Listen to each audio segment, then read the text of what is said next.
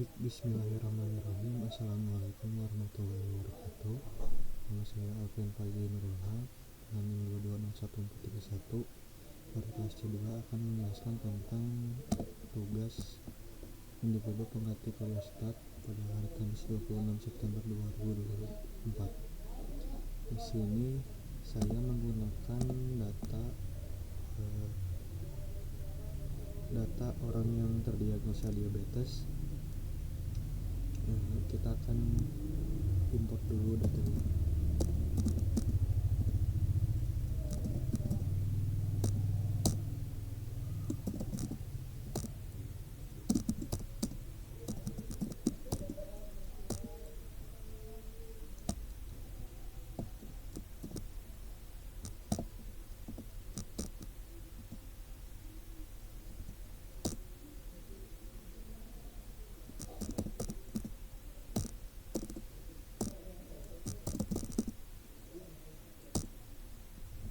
Sini ada data dengan beberapa kolom, yaitu gender, BMI, blood pressure, BS, sampai A1C,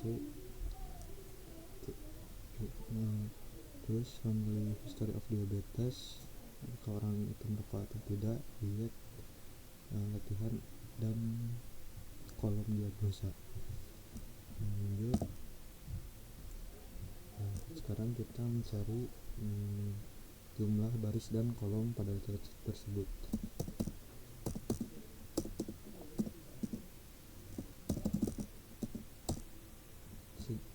Baris pada data tersebut sebanyak 128.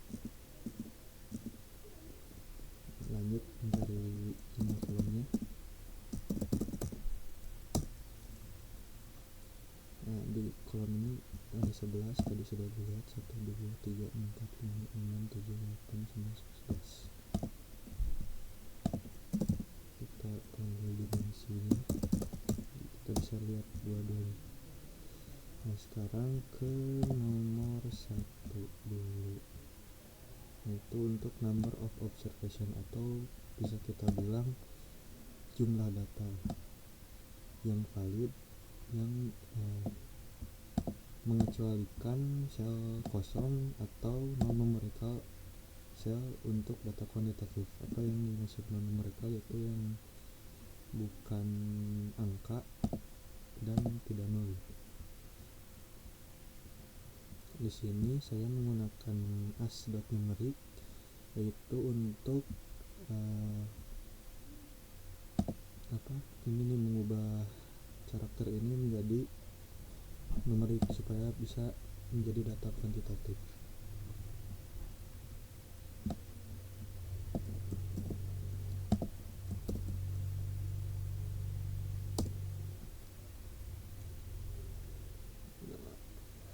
Kita lihat apakah sudah jadi numerik.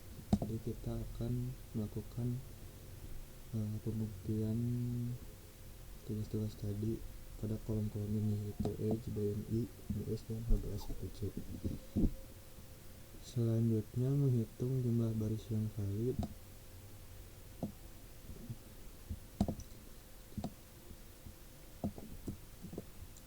Di keempat kolom kuantitatif tadi sebanyak 128 valid, berarti semuanya sudah valid. Atau bisa juga menggunakan fungsi lain, namun si fungsi lain ini tidak akan mendeteksi nilai nol gitu. Jadi kita seperti count di Excel, kita hanya mendapatkan nilai koma saja gitu. Nah, selanjutnya untuk nomor B, number of missing values, untuk menghitung sel kosong atau non-numerical sel untuk data kuantitatif.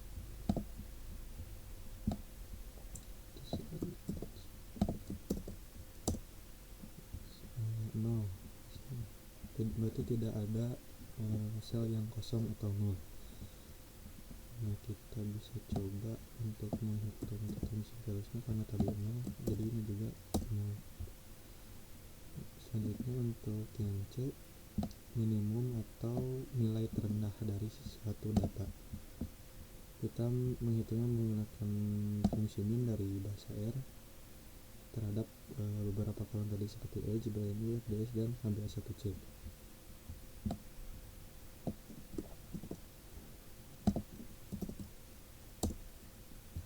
Kita bisa lihat untuk kolom age nilai terendahnya adalah 12, lalu untuk min nilai terendahnya adalah 10, dan untuk FDS nilai terendahnya adalah 80, dan untuk HbA1c nilai terendahnya 5. Selanjutnya kita akan mengecek nilai maksimum dari suatu data dengan menggunakan fungsi max dari R.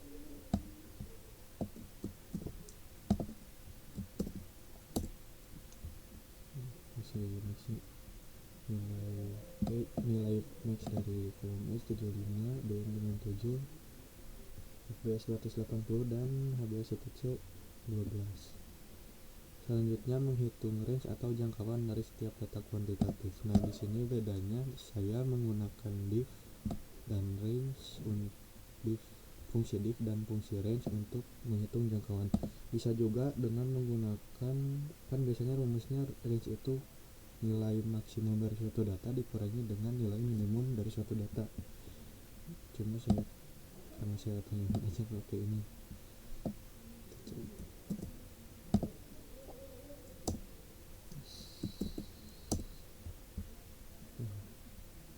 Range distance age-nya sebanyak 63.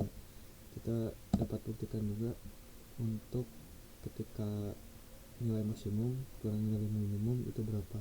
Misal dari yang tadi 75 kurangi 12 hasilnya sama 63. Jadi bisa menggunakan fungsi ini. Selanjutnya mencari rata-rata dari setiap kolom data kuantitatif. Di bahasa R ini fungsinya mirip kalau di Excel itu average guys. Ini untuk nilainya. Lalu untuk mencari sum atau total kumulatif semua nilai. Jadi satu kolom data gitu kan ini pakai per kolom, dijumlahkan semua datanya karena ini data kuantitatif.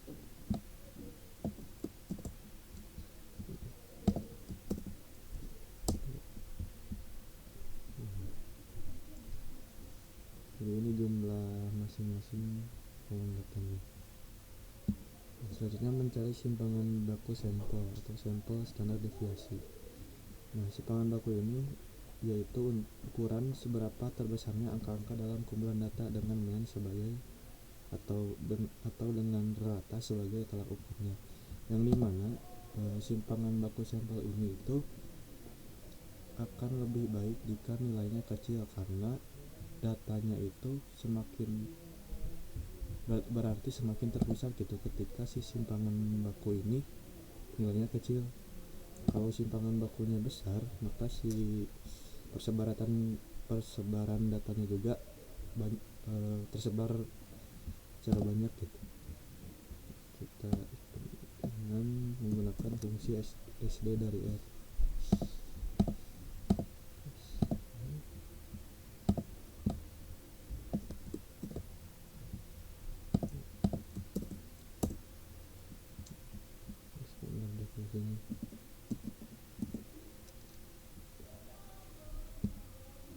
Sekarang mencari variansi sampel atau varian.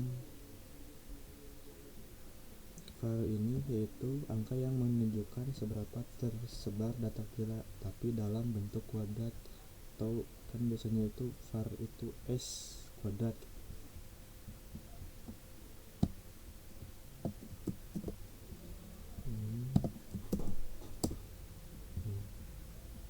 Selanjutnya untuk standar deviasi populasi. Nah, ini nanti akan saya jelaskan untuk apa bedanya standar deviasi populasi dengan standar deviasi sampel, begitu juga dengan varian populasi dan varian sampel.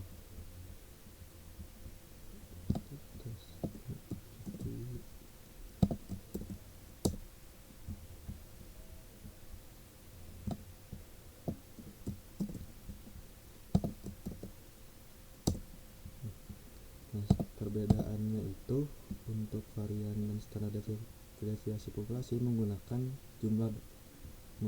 n jumlah data saat menghitung, yaitu seluruh data dalam satu pulau. Nah, untuk varian non-standard deviasi sampel menggunakan n-1. Kenapa n-1? Yaitu untuk membuat perhitungan lebih akurat karena menggunakan sampel yang merupakan sebagian kecil dari populasi. Lanjut ke sum of square.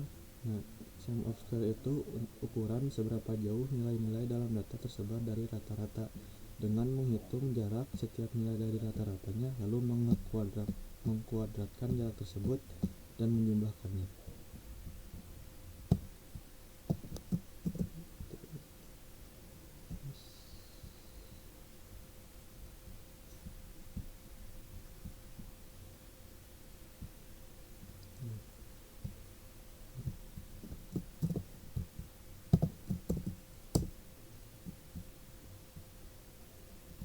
Ini seperti ini, sum of square. Selanjutnya kuartil, median, ketiga, dan IQR, interquartile range. Nah, apa itu kuartil dan IQR? Kuartil itu membagi data kita menjadi 4 bagian yang sama besar. Jadi semisal ada satu data bagi menjadi 4 gitu, 25%, 25%, 25%, sehingga 100%. Nah, ini kuartil ini membantu kita melihat bagaimana data tersebar, terutama ketika ada nilai-nilai ekstrim atau yang biasa disebut outlier. Selanjutnya IQR adalah jarak antara Q1 dan Q3. Jadi misal 25% dengan 75%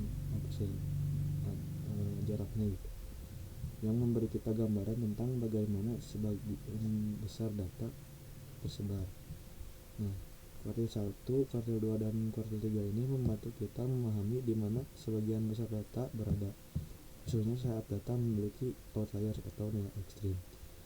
Lalu untuk IQR memberitahu kita tentang seberapa tersebar data di tengah-tengah tanpa terpengaruh oleh outlier tadi.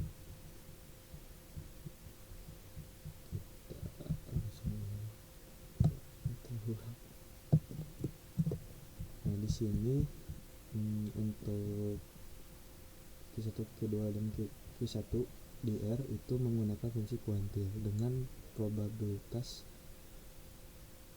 dengan probs 0,25 atau 25%. Nah, untuk kuartil 3 nya kan 25 berarti 75.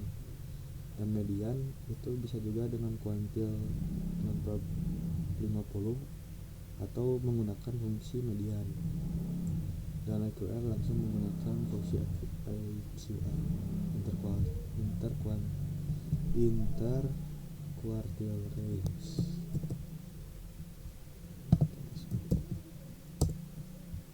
Sama seperti ini. Nah, jadi ada 25% untuk KB1C besar ini kuartil 1-nya, kuartil 3-nya sebesar 9.375 untuk KB1C, lalu untuk mediannya 7,8, dan jangkauan antara kuartil 1 dan kuartil 3 yaitu sebesar 2.975. Baik, terima kasih, hanya itu yang dapat saya sampaikan. Kurang lebihnya mohon maaf. Assalamualaikum warahmatullahi wabarakatuh.